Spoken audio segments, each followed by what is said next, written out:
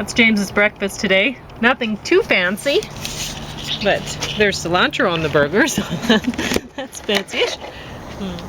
Okay, so I'll start off with something new. This isn't one book I'm finished. It's going to take me a while. It takes me about, what was I calculating? 15 minutes per page. So it's you kind of have to take your time with languages. Tagalog, conversational Tagalog, a functional situational approach. So far, it's turning out to be a reasonably good book. How much have I gone through? About 100 pages, and there's got to be about 300 pages here. 350. So I'm less than a third of the way through, but you can understand, like it's an hour for every 4 pages. I've already put in 25 hours on this. When I finish it up, if I finish it up, it'll be about 90 hours that I'll put in on it, and that'll be the equivalent of a course at university semester. Stuff like that. It's reasonably good, I think. Was it put out at the University of Hawaii? They've got a pretty good linguistics department. Yeah, University of Hawaii Press, Honolulu. So, yeah, the woman who taught me Japanese at university, I think, graduated from the University of Hawaii. At least one of her degrees. So she seems quite competent. Heavily overworked. I think at the university, I think they're running something like a degree program with not very many instructors. That's not a very good idea, but I think to a certain extent it's because this isn't a reflection of her, but generally university instructors are overpaid. They should be paid a little bit less, and they should have more university instructors on staff. Now can I show some of the other stuff, or that's the beginning? Yep, just do fast, because you're going to run out of camera time. Oh yeah, we're low on batteries, so I won't even, I'll just mention it yet. Apparently the Ruskies are pulling out of Kiev. They're capable of anything. They might put that like a dirty, very dirty shirt. I'm not sure. Tune in next time. Follow up on yesterday's The Crimes of Stalin. They attacked, the Russians did, a train station where people were trying to head out of eastern Ukraine. It was 36 people, I think they were saying 39 people, let's say 36.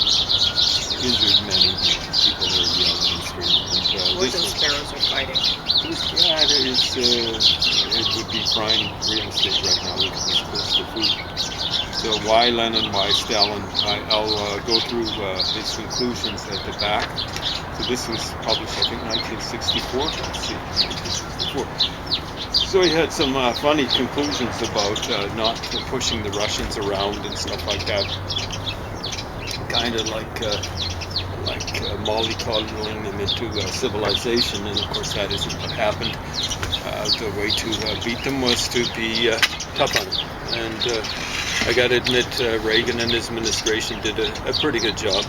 Aggression only respects aggression. Well, they won't listen to anything else. You don't have to be aggressive, but you can be assertive. You got to be assertive with aggressive people. You don't want to be really aggressive. So the Americans were assertive. They were trying that in the 60s under Johnson. The young folks back then generally didn't want to go along with that. Americans adjusted, but people were a lot more amenable to taking a tough line with the Ruskies in the 80s, and it worked. And for a while. And then, like the proverbial dog, this is in the Proverbs. What was it? It's something like returning to its own vomit. So Russia returned to its own vomit. And incidentally, any of you that think Putin's a capitalist, going around saying Putin's a capitalist. Okay. I don't know too many capitalists who've got a record of 22 plus years of amazing war crimes. on their record. You know, like you can say, oh, the Koch brothers, you know, like they're awful. Yeah, they fund this kind of stuff. Trump, he's all, yeah, he hasn't gone out bombing civilians. Wake up and smell coffee.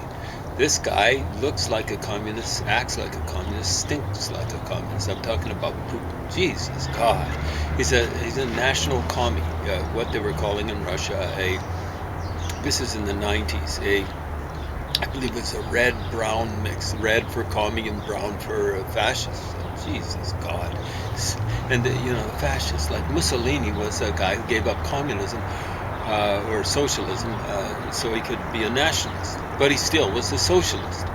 The German, what was it?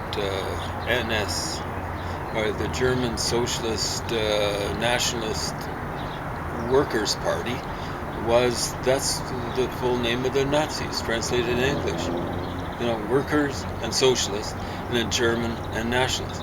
When you mix, when you get this mixture of socialism with nationalism, you end up with fascism and/or Nazism. So that's basically what this idiot is. So capitalists, wake up and smell the coffee. God.